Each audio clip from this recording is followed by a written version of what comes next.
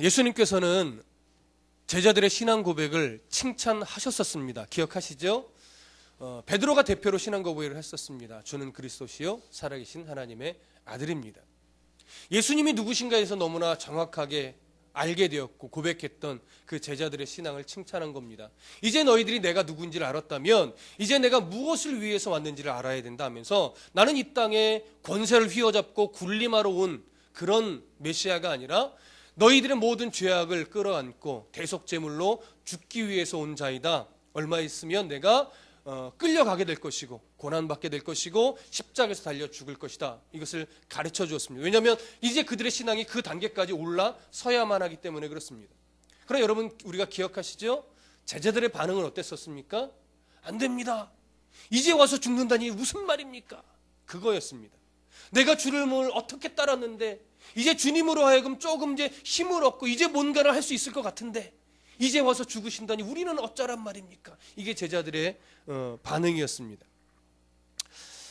그런 제자들을 예수님은 계속해서 포기하지 않고 가르쳐 오고 계셨습니다. 내가 왜 죽어야만 하는지. 그래서 예수님은 그 제자들에게 이제 너희들이 그리스도인으로서 이 땅에서 살아가게 될 텐데 그때 많은 능력을 베풀게 될 것이다. 때로는 귀신도 쫓아나고 때로는 어떻게 해요? 죽은 자도 일어나는 역사도 일어날 것이다. 그러나 그 모든 것이 너희에게서 나오는 것이 아니라 인간을 살리고자 하는 하나님의 사랑에서부터 기인하여 나오는 것임을 잊지 않기를 예수님은 계속해서 가르치셨습니다. 그리고 나서 또 이제 성전세 문제를 우리가 저번 시간에 나누었었죠. 성전세의 문제를 가지고 예수님은 제자들에게 가르쳤는데 그 중심 주제는 이것이었습니다. 너희들이 어디에 속한 자인지를 알라는 것이었습니다. 이 땅에서 속해 있는 동안은 물론 너희들이 당연히 세금을 내겠지만 너희들이 하나님의 자녀로서 하나님 나라에서는 어떻게 돼요? 세금을 내지 않는다는 것이었습니다. 왜냐하면 예수 그리스도를 통하여 누구의 자녀가 되기 때문에 하나님의 자녀가 되기 때문에 그렇기 때문에 구약시대부터 내려왔던 성전세는 아직 불완전한 구원의 그림을 보여주는 거지만 이제 예수 그리스도가 와서 그 성전세가 가지고 있는 그림을 뭐예요? 성취하고 완성하시는 거예요. 그렇기 때문에 이제 너희들 앞에 선 나를 내가 이제 곧 죽음으로 말미암아 성전세가 갖고 있던 불완전한 구원의 문제는 완전하게 해결되어 너희들은 이제 하나님의 자녀가 되는 것이다. 그래서 너희들이 성전세에 매일 필요가 이제 없다. 이러한 사실을 분명하게 가르쳐 주었습니다. 그러고 나서 마가복음 9장 33절에 보면 예수님이 제자들과 함께 어디로 가냐면 가버나움으로 이렇게 내려가십니다. 가버나움에 있는 한 집으로. 근데 가버나움에 있는 집으로 이렇게 제자들과 예수님이 쭉 걸어가고 있는 동안에 제자들 안에 어떠한 논쟁이 생겼어요. 그 논쟁이 뭐냐면 하나님의 나라는 성전세도 내지 않나 이렇게 자유롭고 참 복된 곳이라고 예수님이 가르쳐 주셨는데 그렇다면 그 하나님의 나라에서는 과연 누가 클까? 아무래도 내가 좀 너희들보다 좀 크지 않겠냐? 나는 예수님과 함께 늘 동행했고 무리를 바다 위를 내가 걸어간 적도 있고 이렇게 되는 거죠. 이제 가상을 해보는 거예요. 베드로 같으면 내가 이 정도인데 너희들보다는 내가 좀 크지 않겠냐? 이러한 이제 논쟁들이 서로 내가 더 먼저 알았거든 막 이러면서 논쟁이 붙었는데 마가복음에는 쟁론했다라고 표현하고 있어요. 그런 거 보면 이게 단순하게 그냥 토의나 그냥 단순한 농담조로 이렇게 된 것이 아니라 정말로 하나님 나라에서 마치 서열을 매기듯이 내가 아니야 내가 더 커 하면서 굉장히 큰 논쟁으로 불거졌던 것으로 보입니다. 근데 제자들 안에서는 그게 해결이 돼요? 안 되죠. 그러니까 이제 예수님께 나아가서 묻게 되는 거예요. 오늘 그 본문이 갖고 있는 내용을 우리가 살펴보고자 하는 겁니다. 이런 18장 1절을 한번 다 같이 읽어보겠습니다. 다시 한번 18장 1절 시작. 그때에 제자들이 예수께 나와 이르되 천국에서는 누가 크니까. 그러니까 그때라는 것은 지금 말씀드렸듯이 가버나움 성전세에 대한 사건을 마친 후에 가버나움으로 가는 그 길가에서라고 하는 얘기예요. 그 길가에서 이제 제자들이 예수께 나와서 이제 묻습니다. 천국에서는 누가 더 큽니까? 여기 크냐라고 하는 헬란 말은요 어떤 느낌이냐면 누가 더 위대합니까? 누가 더 인정을 받습니까? 조금 더 적나라하게 표현하면 누가 더 높은 자리를 취하겠습니까? 이런 의미예요. 근데 오늘 우리 본문에는 그냥 누가 크니까 이렇게 물었지만 헬라어 원문에 보면 이게 최상급의 비교를 하고 있어요. 누가 가장, 누가 더, 누가 최고로 큽니까? 이렇게 물어보는 거예요. 따라서 이 제자들의 지금 시각에는요, 누가 다른 제자들보다 더 높은 자리를 차지하겠습니까? 이것에 대한 지금 초점을 맞추고 있는 겁니다. 그렇기 때문에 지금 제자들의 이 질문은요, 어디에 뿌리를 두고 있냐면 굉장히 깊은 비교의식, 우월의식, 이것을 더 통틀어서 얘기하면 교만에 빠져 있는 거예요. 거꾸로 질문해 볼까요? 거꾸로 되짚어서 얘기해 보면, 예수님, 천국에서는 누가 저보다 더 하찮은 존재입니까? 말은 안 하지만 그런 느낌이 되는 거죠.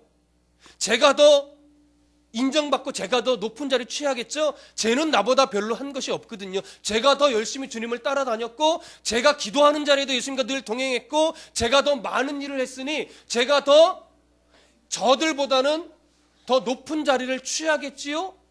이런 지금 뉘앙스를 갖고 있는 거예요. 이해되십니까? 제자들이 천국에 대한 그림을 지금 그렇게 그리고 있는 거예요. 이런 오해를 지금 예수님이 바로 잡아주기 위해서 지금 이 내용을 이제 끌어가시는 겁니다. 자, 이 교만함을 지금 다루고 있는 이 부분을 여러분 빌립보서에서는 이렇게 얘기합니다. 빌립보서 2장 1절 한번 찾아보실까요? 빌립보서 2장 1절부터 4절까지.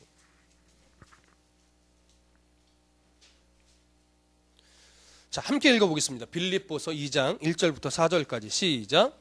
그러므로 그리스도 안에 무슨 권면이나 사랑의 무슨 위로나 성령의 무슨 교제나 긍휼이나 자비가 있거든 마음을 같이하여 같은 사랑을 가지고 뜻을 합하여 한 마음을 품어 아무 일에든지 다툼이나 허영으로 하지 말고 오직 겸손한 마음으로 각각 자기보다 남을 낮게 여기고 각각 자기 일을 돌아볼 뿐더러 각 또한 각각 다른 사람들의 일을 돌아보아 나의 기쁨을 충만하게 하라. 자, 지금 제자들의 이 모습들은 오늘 본문에 부합하는 행동입니까? 전혀 부합하지 않는 행동입니까? 전혀 부합하지 않는 행동이에요. 남을 나보다 낮게 여기라니까 존귀하게 여기라는 건데, 존귀하게 여김이 아니라 정말 나보다 나를 더 하찮은 존재로 지금 여기고 싶은 거예요. 내가 더 높아지고 싶은 것이죠. 이게 바로 교만의 뿌리라고 하는 겁니다.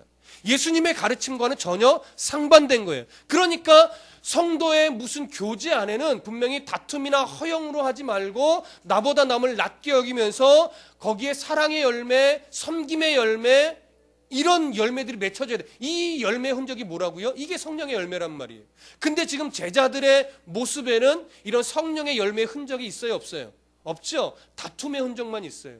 허영의 흔적만 있단 말이에요. 내가 더 높은 자리에 취할 거야 라고 하는 교만의 흔적이 남아있다고요. 그렇기 때문에 지금 이 제자들은 예수를 그렇게 따라다녔고 예수의 가르침을 그렇게 받아왔지만 아직까지도 뭘 떨쳐버리지 못해요? 교만의 문제를 떨쳐버리지 못하고 있는 거예요. 그렇기 때문에 예수님은요, 이 단순하게 천국에서 누가 더 큽니까?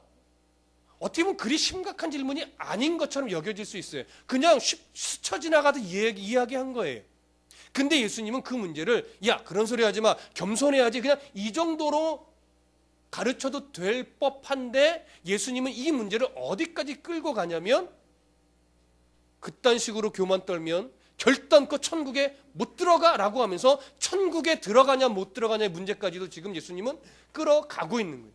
왜냐하면 이 부분이 사실 굉장히 중요하기 때문에 그렇습니다. 자, 그러면 예수님이 이것을 굉장히 중요하게 바라보면서 그들에게 가르쳐 주신 교훈을 주기 위해서 어떻게 연결하고 가시는가, 우리가 그것을 좀 살펴보겠습니다. 자, 2절 보시죠. 2절 시작. 예수께서 한 어린아이를 불러 그들 가운데 세우시고, 자, 어떻게 보면 좀 뜬금맞습니다. 예수님이 한 어린아이를 어디에 있었는지 모르겠지만 어린아이를 불러 그들 앞에 세우셨습니다. 근데 재밌는 것은 한글 성경으로는 잘 느낌이 안 와요. 한 어린아이를 불러 이렇게 쓰나, 불러. 근데 이 불러라고 하는 이 말은요, 프로스칼레오마이라고 하는 이 헬란 말인데, 우리나라 느낌은 불러라는 말이 아니에요. 이런 느낌이에요. 제가 우리나라 느낌으로 이렇게 다시 해드릴게요. 예수께서 한 어린아이를 소환하여, 자, 어떤 느낌이 드십니까? 좀 어울리진 않지만 소환이라는 표현을 쓰니까 마치 법정에 서는 것 같지 않습니까? 이 헬라 단어가 그런 느낌이에요. 법정에 증인으로, 변호인으로 누군가를 세워서 지금 대변하게 만드는 그런 때 쓰는 단어란 말이에요. 그러니까 지금 예수님은 이 어린아이, 한 어린아이라는 것은 7세 전후의 이 아이인데, 이 7세 전후의 아이, 이 아이를 부를 때는 이 아이가 단순하게 어리기 때문에, 착하기 때문에, 아무 능력이 없기 때문에 부른 것이 아니라 예수님이 이 어린아이를 어떠한 증인으로 세우기 위해서 불러 세웠다라고 하는 의미예요. 그러니까 단순하게 어리기 때문이 아니라는 걸 우리가 알 수 있습니다. 어떤 증인으로 세울 때는 이 아이가 갖고 있는 아주 중요한 특징 때문에 불러 세운 거예요. 그럼 그 특징이 뭐냐라고 하는 것이죠. 우리는 종종 아이들의 순수함, 아이들의 착함, 때로는 아이들의 철없음, 이런 것으로 이렇게 갖다 비유하게 될 수도 있는데, 지금 오늘 본문은 그래서 이 아이를 불러 세운 것이 아니라 이 아이가 일단은 참으로 보잘것없다라고 하는 거예요. 당시 이스라엘에서, 유대인 안에서 20세 이하의 아이들은요, 인원수에도 들어가지 않았어요. 그러니까 이 중에 지금 여러 명이 그래도 많이 모였지만 이 중에 유대인의 개념으로는 숫자로 치면 여기는 어른들밖에 숫자로 안 들어가는 거예요. 나머지 아이들은 숫자로 기록이 안 돼요. 그만큼 하찮은 존재로 여겼단 말이에요. 그래서 성인의 수준에 올라가야 그때서야 비로소 숫자에 들어가요. 근데 여자도 숫자에 안 들어가요. 여자도. 그러니까 이 중에 숫자로 치면 10명도 안 되네. 이렇게 되는 거예요. 이해되시죠? 그 하찮은 아이들의 대표가 바로 어린아이인데, 이 어린아이의 특징은 뭐냐면 부모를 의지할 수밖에 없는 아이라는 거예요. 부모의 권위에 순종할 수밖에 없는 아이라고 하는 거예요. 오늘날에는 막 부모를 대항하고 요즘은 부모를 막 죽이는 이런 막 진짜 반인륜적인 행위도 나타나지만, 기본적으로 아이는 부모의 권위 아래 있고 부모에게 순종하는 그런 아이, 부모 없으면 살아갈 수 없는 존재예요. 그런 차원의 모델로, 증인으로 누구를 세워? 이 어린아이를 세워 놓은 겁니다. 그러고 나서 예수님이 뭐라고 말하냐면 3절 다 같이 읽어보겠습니다. 시작. 이르시되 진실로 너희에게 이르노니 너희가 돌이켜 어린 아이들과 같이 되지 아니하면 결단코 천국에 들어가지 못하리라. 여기 보니까 어린 아이와 같이 되지 아니하면 결단코 어디 못 들어가요? 천국에 들어가지 못해요. 제자들이요, 예수님이 이 말씀을 듣고 굉장히 좀 황당하기도 하고 놀랐을 거예요. 여러분이 제자였다면, 수년간을 정말 모든 것을 다 포기하고 예수를 따라다닌 제자였다면, 이런 예수님의 말씀을 들을 때 여러분들이 어떠한 생각을 하겠어요? 야, 내가 주를 어떻게 따랐는데, 내가 주님을 어떻게 섬겼는데 이제 와서 이 어린아이처럼 되지 않으면 천국에 못 들어간다고? 야, 이거 도대체 뭐야? 말이 어려운 게 아니라 나에게 적용이 안 되는 거예요. 도대체 어떻게 하란 말이야? 다 버리고 주님을 따랐는데 이제 와서 천국에 못 들어간다고? 야, 이게 도대체 무슨 말이냐? 뒤통수를 뻥 한 대 맞은 것과 같은 그런 느낌일 겁니다. 근데 예수님은 단호하게 이야기를 해요. 뭐라고 말해요? 너희가 돌이켜. 이 돌이키다라고 하는 말은요, 방향을 전환하지 않으면, 방향을 전환해서 바른 길을 가지 않으면이란 말이에요. 히브리어에서 회개라는 단어가 갖고 있던 의미입니다. 회개는요, 방향을 전환해서 바른 길을 가는 것이 회개예요. 뉘우치는 것이 회개가 아니라 방향을 전환해서 바른 길로 걸어가는 것이 비로소 회개란 말이에요. 그러니까 지금 제자들에게 뭐라고 말하냐면 돌이키라 이거예요. 돌이키라. 이게 돌이키라는 건 뭐예요? 제자들한테 회개하라, 지금 이 얘기를 하고 있는 거예요. 그러니까 회개하라고 하는 말은 제자들이 지금 뭔가 심각한 죄에 빠져 있다라고 하는 것이죠. 우리는 이미 그 죄가 어떤 것인지 느낌이 와 있습니다. 뭐예요? 교만이죠. 하나님의 나라를 인간적인 시각으로 바라봐서 거기에도 마치 어떤 권세가 있고 높고 낮음이 있는 그런 것처럼 잘못된 시각을 갖고 있는 그들의 오해를 지금 예수님이 바로잡고 싶은 거예요. 그것이 죄라고 하는 거예요. 그래서 그런 잘못된 시각에서 어떻게 빨리 돌이키라 이거예요. 돌이키지 않으면 어떻게 해요? 결단코 천국에 들어가지 못하리라 이렇게 얘기를 하는 거죠. 그런데 여러분, 예수님이 이러한 아주 강하게 이런 책망을 할 때에 예수님의 초점이 천국에 들어가지 못하는 것에 있을까요? 돌이키는 것에 있을까요? 돌이키는 것에 있는 거예요. 제자들은 천국에 못 들어간다라고 하는 그 말에 귀가 확 열렸을 거예요. 그래서 그게 섭섭했을 거예요. 그러나 예수님은요, 천국에 들어가지 못한다는 것에 초점이 있는 것이 아니라 그 정도로 너희들은 심각한 죄를 안고 있는데 너희들이 그걸 깨닫지 못하고 있다라고 하는 거예요. 이해되십니까? 그러니까 이것이 어떻게 보면 그냥 쉽게 할 수 있다라고 표현하고 우리가 생각할 수 있지만 예수님이 딱 들을 때는 이놈들 심각하다 이거예요. 이 부분을 빨리 해결하지 않으면 천국에 못 들어가는 것은 아니지만 천국에 못 들어가는 자와 같은 삶을 살겠구나. 이렇게 되는 것이죠. 그래서 어린아이와 같지 아니하면 결단코 천국에 들어가지 못하리라, 결단코 못하리라 하면서 이중적인 부정어를 넣어서 굉장히 심각하게 강조하고 있는 거예요. 여러분, 그러면 이 제자들이 갖고 있던 심각한 교만이 뭐예요? 비교의식이라고 하는 거예요. 앞에서 얘기했던 우월의식이에요. 근데 이게 왜 심각하냐면, 여러분 창세기 3장으로 한번 넘어가 보세요. 창세기 3장 5절.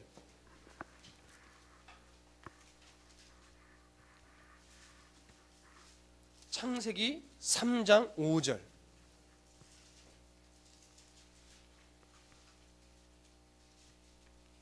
창세기 3장 5절. 어디에 있는지 모르시는 분은 없으시겠죠? 창세기 3장 5절. 다 같이 읽어봅니다. 시작. 너희가 그것을 먹는 날에는 너희 눈이 밝아져 하나님과 같이 되어 선악을 알 줄 하나님이 아심이니라. 자, 누가 누구에게 했던 말입니까? 뱀의 마음을 취한 사단이 누구에게? 하와에게 했던 말이에요. 근데 하와에게 꼬임을 할 때 이 사단이 했던 전략이 뭐예요? 하나님과 같이. 그걸 따먹으면 너희 눈이 밝아져 누구처럼? 하나님처럼 될 거야. 아니, 여기는 하나가 더 숨어 있어요. 하나님보다 높게 될지도 몰라. 하나님보다 더 큰 자가 될지도 몰라. 이런 의미예요. 여러분, 이게 이미 뭐예요? 비교의식이에요. 하나님보다 크고자 하는 욕심이 하와의 마음에 들어왔던 거예요. 사단이 그걸 이용해서 하와의 마음속에 죄를 심었단 말이에요. 근데 정령 죽으리라 했던 하나님의 말씀, 이게 정말 죽이고 싶은 거예요? 하나님의 마음은요? 아니요. 영원토록 에덴에서 내가 너에게 주고자 하는 그 궁극적인 복을 누릴 수 있을 때까지 이곳에서 나의 말씀에 순종하여 하나님의 자녀임을, 하나님의 어떤 권세 아래서 순종해야 되는 자임을 잊지 말라라고 하는 그림 언어란 말이에요. 그림 언어, 보이는 언어. 그게 선악과를 따먹으면 정령 죽으리라예요. 근데 이 정령 죽으리라고 하는 말씀이 갖고 있던 하나님의 의도를 하와가 잊어버렸어요. 왜요? 이것 따먹으면 하나님보다 더 크게 될 거야 라고 하는 이 비교의식을 사단이 딱 심어주니까 하와가 정말 이렇게 되는 거죠. 그래서 비교의식이란 건 굉장히 심각한 겁니다. 사단이 그것으로 넘어졌고 그 비교의식 때문에 인간에게 뭐가 들어왔어요? 죄가 들어왔단 말이에요. 그래서 인간은 살아가면서 늘 무슨 싸움을 하냐면 누구보다는 높게 되고 싶은 거예요. 자녀를 키울 때도 그런 게 은근히 있지 않습니까? 저 집 자녀보다는 우리 자녀가 뭘 해도 나았으면 좋겠는 거예요. 왜 너는 저 집 아이보다 못하냐는 거죠. 네가 뭐가 부족하냐는 거예요. 그렇죠? 그런 비교의식을 이미 우리는 은연중에 나도 모르게 자녀에게 심어주고 있다고요. 그게 뭐예요? 죄란 말이에요. 근데 이게 교회 안으로 파고 들어온다니까요. 더 심각하게는 이게 목사의 눈에도 들어와요. 어느 성도와 친해져야 교회에 더 도움이 될까?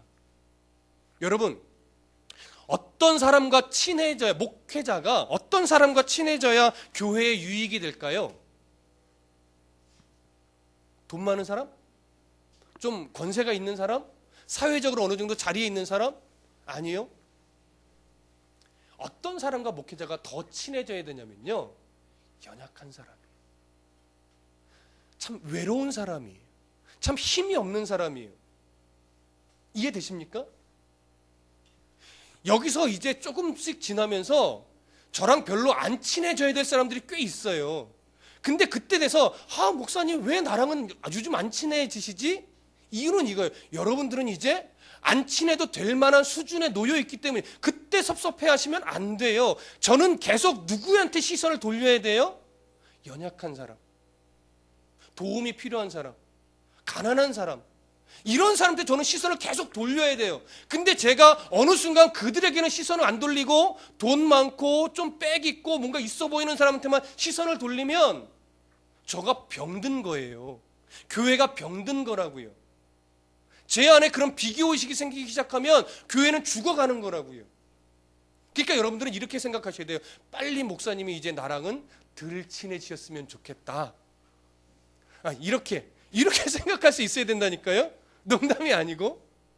여러분 혹시 설마 목사님이 나랑 정말 안 친해지는 건 아니겠지? 물론 안 친해지지 않죠. 그만큼 제가 그런 사람과 더 가까이 해야만 한다는 이야기를 드리는 겁니다. 비교의식이 그만큼 위험한 거예요. 성도들 안에서도 마찬가지입니다. 여러분들은요, 누구랑 더 많이 친해지셔야 돼요? 연약한 자와 더 친해지셔야 돼요. 힘든 자와, 없는 자와, 외로운 자와, 고난에 있는 자와, 환난에 처한 자와 더 친해지셔서 내가 어떻게 주를 섬기며 그 고난들을 견디어 왔는지, 지금도 어렵지만 내가 왜 기뻐할 수 있는지, 지금도 참 가난하지만 내가 왜 풍족하게 살아갈 수 있는지를 보여주셔야 된다고요. 그게 여러분들의 몫이라고요. 그런데 여러분들이 그런 자기의 위치와 역할을 깨닫지 못하고 저 성도와는 가까이 하면 안 돼. 뭐 도움이 되는 게 없어. 저 정도 성도와 교제 나누고 해야 내가 이 모양 저 모양 도움이 되지. 이런 식으로 되면 거기서 이미 뭐가 잡힌 거예요? 비교의식, 죄에 사로잡힌 거라고요. 근데 이 비교의식이 예수 그리스도가 보실 때는 치명적이라고요. 앞으로 교회가 세워져야 된단 말이에요. 이때는 아직 교회가 없어요. 세워지지 않았어요. 이제 비로소 예수님이 십자가에서 죽으시고 부활하시고 하나님 나라에 승천하신 후에 12사도들과 함께 오순절 다락방의 성령의 역사가 일어나면서 비로소 교회가 태동될 거란 말이에요. 그때 그 교회 안에서는 비교와 우월의식과 이런 것이 다 없어지고 하나님의 사랑으로 모두가 하나가 되는 공동체를 이루어 가야 돼요. 이것이 교회의 모습이고 이것이 하나님 나라의 뭐예요? 모형이란 말이에요. 그런데 그것을 이루고 시작해야 될 제자들 안에 뭐가 지금 자리 잡혀 있어요? 가장 교회가 태동되는 데에 적인 비교의식, 우월의식이 지금 팽배해 있단 말이에요. 이것이 깨지지 않으면 교회가 생성될 수 있어요? 없어요? 없어요. 그래서 이 문제는 심각한 거예요. 죄의 문제도 이것 때문에 들어왔다고요. 그래서 심각한 거예요, 여러분. 오늘날 교회가 자꾸 깨지고 오늘날 교회가 갈라지고 교회가 자꾸 세상 법정에 서는 이유가 뭡니까? 제가 틀렸다 이거거든요. 저쪽 파가 잘못됐다 이거예요. 우리는 옳은데 저쪽 파가 잘못됐으니까 어떻게든 해결해 달라 이거예요. 근데 그 해결이 어떻게 해결돼야 돼요? 오늘 빌립보서 2장의 말씀처럼 나보다 남을 더 존귀하게 여기면서 다툼과 허영으로 하지 말고 그리스도의 사랑으로 그 모든 문제가 해결돼야 된단 말이에요. 근데 이 본문의 말씀을 나에게 적용시키지 않으니까 자꾸 어디로 몰아가요? 세상 법정에서라도 해결해 달라고 하는 거예요. 이게 심각한 문제죠. 이미 법정에 섰다는 것은 이미 비교의식과 우월의식에서 꼭 사로잡혀서 헤어나지 못했다라고 하는 증거인 거예요, 여러분. 그래서 교회는요, 모든 문제가, 모든 회의나 모든 일들이 뭐 해야 돼요? 은혜로워야 돼요. 그렇다고 해서 이것이 좋은 게 좋은 거다는 아니에요. 그거는 잘못된 시각입니다. 옳은 게 좋은 겁니다. 하나님이 보실 때 옳은 게 좋은 거예요. 그래서 교회 모든 회의나 모든 소그룹의 모임은 은혜로워야 돼요. 그러나 의견이 뭐 할 수 있어요? 다를 수 있지요. 그럴 때 의견이 다를 때 이것이 교회가 이단의 문제라거나 이런 하나님이 정말 배격해라고 하는 그런 문제가 아닌 이상은 그런 의견이 다를 때 어떻든 하나가 결정이 되면 내가 너무 싫고 해도 결정된 의견을 뭐 하는 거예요? 따라가줘야 되는 거예요. 왜 내 의견이 관철이 안 됐냐고 나는 동의할 수 없다고 끝까지 막 대적하고 싸우는 것은 아직 성경에서 뭘 말하는지 모르는 거예요. 이해되십니까? 교회는 그렇게 하나가 되고 그렇게 사랑으로 마음이 모아져서 나아가야 돼요. 근데 그렇지 않고 자꾸 교회 안에서 이 비교의식이 사로잡히면 아무리 작은 그룹에도 하나가 됨이 있을 수가 없습니다. 높고 낮음이 계속 존재하는 거예요. 교회에 높고 낮음이 존재해서는 안 됩니다. 여러분, 목회자를 왜 여러분들이 존경해 주십니까? 목회자가 교회의 대장이라서요? 천만의 말씀이에요.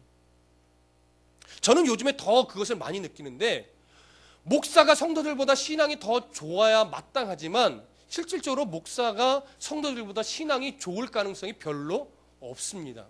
왠지 아십니까? 목사는요, 세상의 치열한 현장 속으로 잘 들어갈 기회가 없어요. 무슨 말씀이 이해되세요? 목사는요, 늘 성경과 씨름해요. 늘 성도들과 만나요. 늘 목회자들과 만나요. 거기서 무슨 치열한 이 싸움이 생겨요? 안 생기죠. 다만 싸운다면 우리 안에 있는 교만과는 싸워요.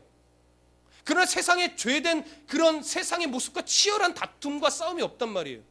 그러니 신앙이 정말 굳건하게 자랄 수 있는 것은 여러분이에요. 그러니까 어떻게 보면 신앙은 여러분들이 저보다 더 좋아요.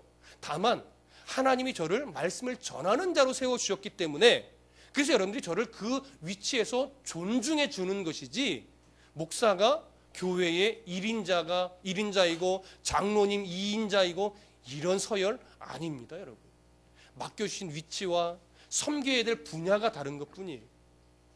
그래서 절대 여러분들 교회 안에 우월의식 절대 자리 잡으면 안 되고 또 다른 교회와 비교해서도 안 돼요. 저는 오늘 박현희 집사님 기도에 도전을 받고 은혜를 받은 게 뭐냐면 우리 교회만 놓고 기도해서는 안 돼요, 여러분.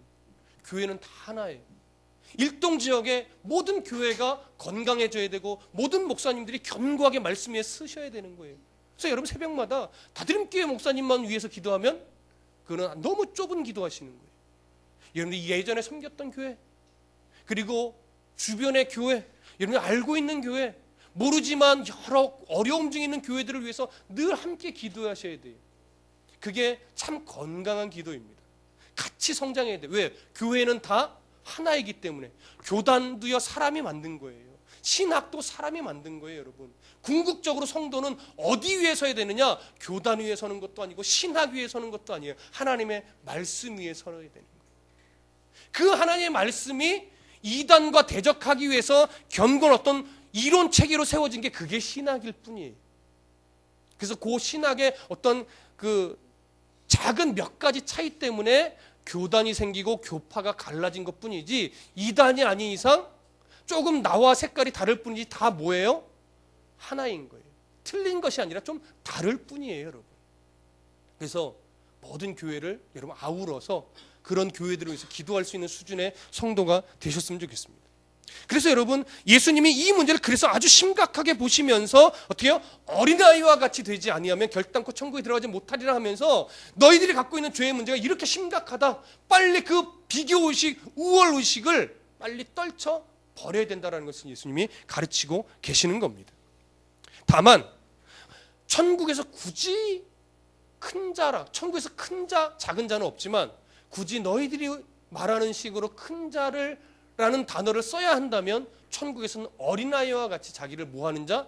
낮추는 자가 큰 자라고 하는 거예요. 어린아이와 같이 낮춘다는 것은 결국 이겁니다. 하나님 없으면 안 됩니다 라고 하면서 내가 주님의 은혜 아래 말씀 안에 철저하게 나를 굴복시키는 이 싸움을 하는 자, 그 사람이 하나님 내에서는 큰 자다라고 하는 것이죠. 그러니까 결국 뭐예요? 우리가 그 예수님 안에서 낮은 자로서 살아가려고 몸부림친다면 여러분들은 다 뭐예요? 하나님 나라에서 다 큰 자예요. 다 큰 자예요. 여러분 그런 시각으로 누구를 바라볼 수 있어야 돼요?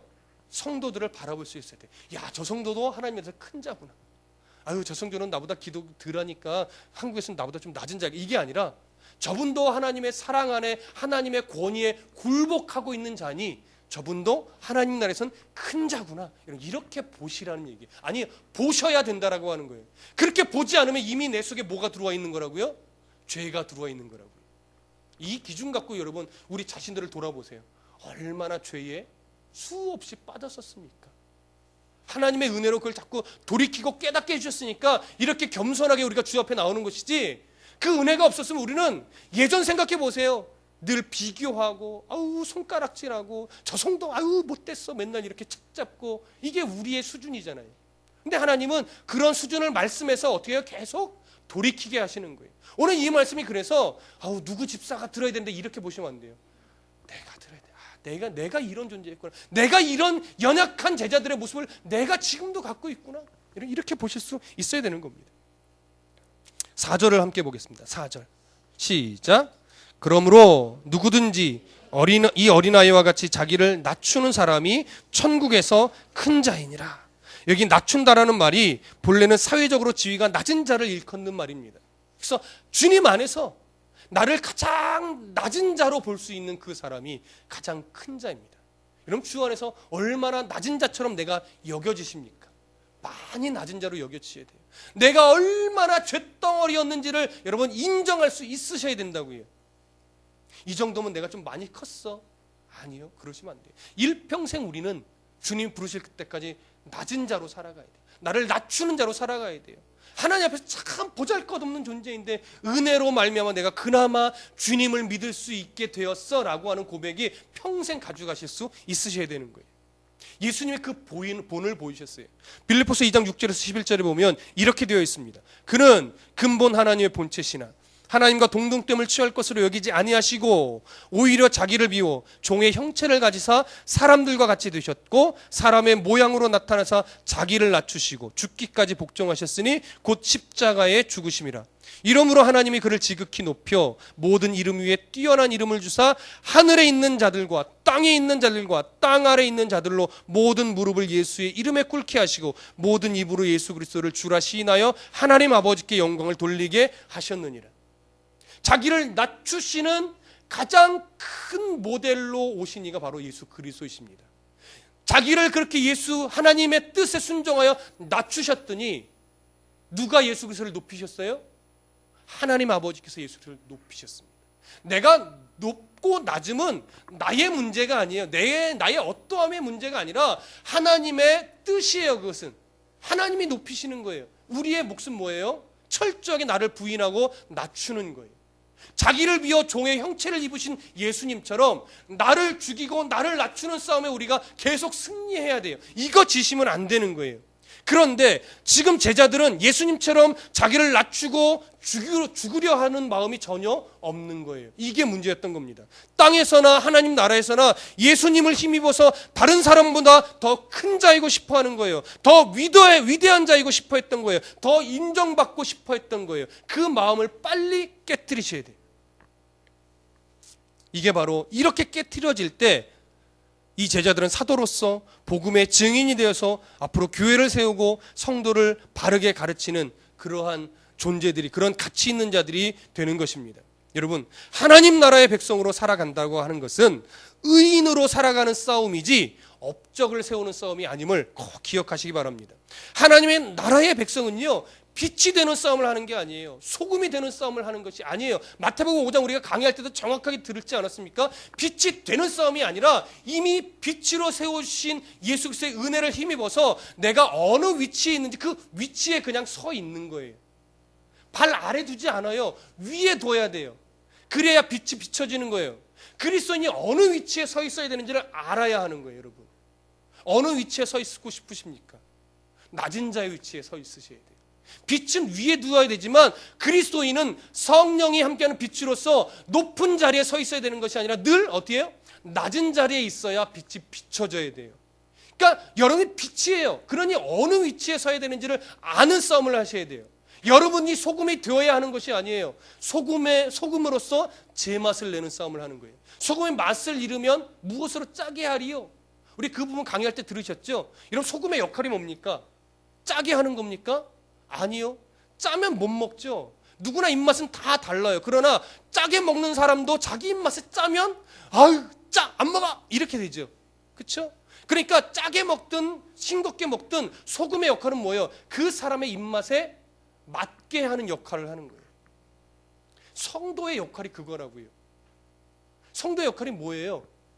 소금처럼 어디를 가든 제 맛을 내는 역할을 해야죠. 아우 쟤는 예수를 믿는데 왜 저렇게 믿는지 몰라. 이런 손가락질 받는 것이 아니라 늘 말씀드리지만 어느 소속에 있든지 어느 직장에 있든지 어디서 살아가든지 그리스도인으로서 그 자리를 복되게 만드는 역할을 하시라고요. 그러려면 내가 철저하게 죽어지고 낮아져서 섬기는 위치에 있지 않으면 그렇게 안 돼요. 대접받으려고만 하고 군림하려고만 하면 그가 예수 믿는 자로서 인정을 못 받아요. 여러분. 아유 우리 사장은 장로라고 그러는데 이렇게 도대체 사업을 이렇게 하는지 몰라. 그 뭐예요? 그 아부라는 아부는 다 떨고 로비란 로비는 다 하고 술은 술이란 술은 아주 그냥 말로 들어쳐 먹고 막 이렇게 되는 거죠. 도대체 예수를 믿는 건지 왜 교회를 나가는지 이런 소리 들으면 이미 소금으로서의 맛을 잃어버리는 거예요. 예수 믿기 때문에 더 섬기는 모습과 예수 믿기 때문에 더 낮아지는 모습과 예수를 믿기 때문에 더 기쁘게 잃어버림으로써 야 당연히 어떻게 그럴 수 있어? 예수 믿으면 다 그렇게 되는 거야? 예수 믿으면 다 그럴 수 있어? 이런 소리를 들으셔야 된다고요. 근데 이런 소리 듣는 게 너무 어렵죠. 그러니까 싸움이죠. 그러니까 전쟁이죠. 그러니까 죽기까지 나를 낮추고 복종하는 싸움을 하지 않으면 이렇게 살아갈 수가 없다고요. 그래서 바울이 피 흘리기까지 싸워라, 죽기까지 싸워라라고 계속 힘주어 말하는 거예요. 그래서 전신갑주를 입으라고 에베소서에서도 강조하는 거예요, 여러분. 그렇지 않고 예수 믿고 좀 여유 있게 살아갈 수 있으면 그런 말이 왜 필요하겠습니까? 나를 낮춘다는 것이 너무 어렵기 때문에 제자들이 갖고 있던 이 교만의 병을 떨쳐버린다는 것이 사실 너무 어렵죠. 그렇기 때문에 피 흘리기까지가 싸워야 하는 거예요. 이렇게 살아가는 게 너무 어렵습니다, 여러분. 그러나 어떻게 돼요? 살아내셔야 돼요. 이것이 바로 성도의 살아갈 이유이고 가야 되는 길입니다. 좀 우스운 얘기 하나 말씀을 드리고 결론을 맺으려고 합니다. 설교를 준비하면서 이제 다른 훌륭한 목사님께서 어떤 예를 하나 드신 것을 제가 보게 되는데 그 부분을 좀 말씀드리려고 해요. 좀 오래된 이야기인데 박정희 대통령 시절이었던 것 같습니다. 근데 같은 신학생 동기가 늘 산에 올라가서 산기도를 하는데 그 기도의 내용이 뭔가 했더니 이거였어요. 박근혜를 아내로 주시옵소서. 이게 기도 제목이에요. 그래서 너무 궁금해서 왜 이렇게 기도하는 거야? 그랬더니 우리 아버지가 대통령이 아니라서 내가 대통령의 아들로서 하나님의 일을 좀 크게 해야 되는데 아버지가 대통령이 아니니 대통령의 사위라도 돼서 주의 일을 좀 멋지고 크게 해보려고 한다라고 하는 것이었습니다. 그분이 그러더군요.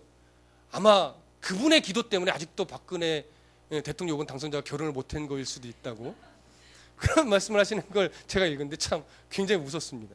근데 여러분 이렇게 신앙이라고 하는 것은요, 그리고 그리스도의 삶을 산다라고 하는 것은 그런 식으로 어떤 큰 업적을 내는 싸움이 아니에요, 여러분. 그거 잊지 마세요. 여러분이 살아생전 교회 한 채, 헌금해서 교회 한 채 지면 하나님이 나를 이뻐하시겠지? 천만의 말씀이요. 그것과 하나님의 칭찬과는 아무 상관이 없습니다.